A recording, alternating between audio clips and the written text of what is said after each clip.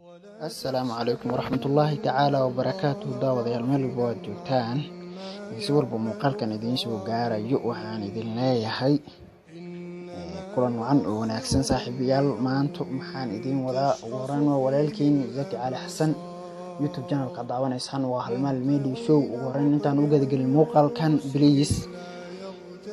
nagu soo biir oo subscribe dheh gambalaalkana furo si ay kuu soo gaaraan muuqaalada aan soo bandhigno intaas kadib maanta waxaan idin wadaa muuqaal dabcan horay aniga iiga soo ilmeysiyay intaan daawan ka hor aan filayo adiga haddii aad daawade ka ilmeysan doono insha Allah muuqaalkan saad u jeedaan waa wiil dhalinyaro ah oo naafo ah misna iibinayo wax ku iibinayo wadada hareeraheeda waxa uu yimaaday laba wiil oo iyaguna ah laba wiil oo Ilaahay lixad u dhameystiray soo labadaas wiil sidaas darteed labada wiil waxay u yimaadeen wiilka iyaga oo dabcan wiilka ugu yimaaday inay ku jeesjeesaan wiilkuna wuxuu moodayay inay yihiin dad wax ka gadanayo oo ku soo laaxday ahaatee waxay weydiiyeen wuxuu u gadayo wuxuu ku yiri waxaan gadayaa xanjo waxay dhahan meeqaayad gadaysaa oo u sheegay qiimaha uu gadayo midkood ayaa ka qaaday midka kale ayuu u sii dhiibay wayna isku turtureen ilaa heer ay ka gaaraan naxariis daradooda ama raxan la'aantooda masdamiir xumadooda midkood inuu soo uu garan waayo midka kale inuu ka celiyo ama uu yiraahdo warniyo iska dhaaf ninkan waxa waaye waa naafo garan waayo soo wiilkii markii uu ka daw wareegtay cabaar ay isku turtureen sad u jeedaanba ay isku turtureen oo asigana uu soo qaban waayay uu maxaan ku dhahay awood u yeelan waayay soo wiilku iska dhaafay wuxuuna ka tagay wuxuuna gadagalay shaqadii wuxuuna gudagalay shaqadiisa wuxuuna ka iibsaday wiilkii wuxuu iska aaday dadka kale inuu wax ka iibsado uu ka gato una shaqadiisa wato raggaana uu ka tago maadaama ay yihiin rag ku dhadheelayo oo macnaha asigaba yasayo oo macnaha aaminsan inuu ninkan waxba u ka qaadi karin wiilkii uu tagay markuu tagay wuxuu soo gudbistay kadib labada wiil laamiga gooynay sawirray wax iska qaadaysa u jeedan muuqaalku arkay kadib wiilkii uu ciishooday ilaa ayuu meesha la fariistay wixii uu macnaha ay ku sameeyeen markuu soo xasuustay labadii wiil mid kamid ah iyagoo laamiga iskaga qaadayo maxaan ku dhahay sawir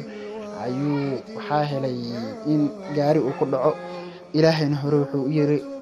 ولا تحسبن الله غافلا عما يعمل الظالم اللهم hilmaamo qofka zaalimka ah laakiinse Allah waa Ghafuur Rahiim Allah waa naxariis badne wuxuu sugayaa inuu qofkaas ka toobad keeno dambiyada iyo qaladaadkii uu hore ka galay wiilkii markuu arkay wiilkii naafada ee dambi ka galeen markuu arkay kadib wiilkii ishaq maxaan ku dhahay wiilkii waa u farxay misna waad u jeedaan oo waa u dhalcaday wuuna xuslay hadaba walaal hadii aad tahay qof dadka maskiimaha ama dadka oo lixdooda laxad ama aan dhameystirnayn oo ku dhadheeli jirtay please hadaba jooji xitaa iska daaf qof muslim ah oo awood leh hataa ku dayn in aad ku dhadheeshid hadii aad ka hesho muuqaalkan please subscribe channelkan siina share gare saaxiibadan u shir السلام عليكم ورحمة الله تعالى وبركاته داودyaal meel walba waad joogtaan si walba muuqaalkan idiin soo gaarayo waxaan idin leeyahay kulan wacan oo wanaagsan saaxiibayaal maanta maxaan idin wadaa ugu horreyn waa walaalkiin Zaki Cali Xasan YouTube channel ka daawanaysan waa Halmaal Media Show ugu horreyn intaan u gadagelin muuqaalkan please